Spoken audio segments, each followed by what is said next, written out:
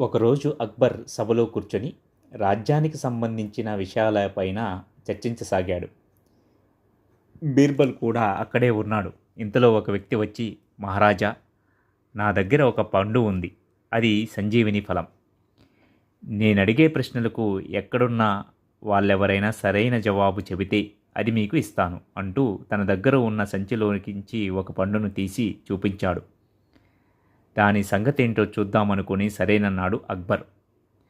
ఆ వ్యక్తి వేసిన చెక్కు ప్రశ్నలన్నింటికీ బీర్బల్ నేర్పుగా సమాధానమివ్వడంతో అతడు తన ఓటమిని అంగీకరించాడు.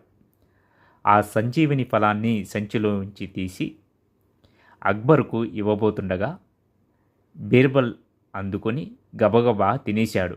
దాంతో అక్బర్ తీవ్ర ఆగ్రహంతో, ఏంటి బీర్బల్, నువ్వు చేసిన పని? నేను ఆ పండుని తిని ఎప్పటికీ మరణం లేనివాడిగా ఉందామనుకుంటే నువ్వు తినేశావు. ఇప్పుడే నీ తల తీయించేస్తాను చూడు అంటూ భటుల వైపు చూశాడు. మహారాజా, అది నిజంగా సంజీవిని ఫలం అయితే మీరు నన్నెలా చంపగలరు అని తెలివిగా అడిగాడు బీర్బల్. అది సంజీవిని ఫలమనే నమ్మకం నాకు లేదు. నీ తల తప్పక తీయిస్తాను అన్నాడు రాజు. వెంటనే, రాజా, అది మామూలుగా పండే అయితే అంత మాత్రానికే నా తల తీయించాలా ప్రశ్నించాడు బీర్బల్. ఆ మాట వినగానే అక్బర్తో సహా సభలో ఉన్న వారందరూ నవ్వేశారు. బీర్బల్ సమయస్ఫూర్తిని మెచ్చుకుంటూ చప్పట్లు కొట్టారు.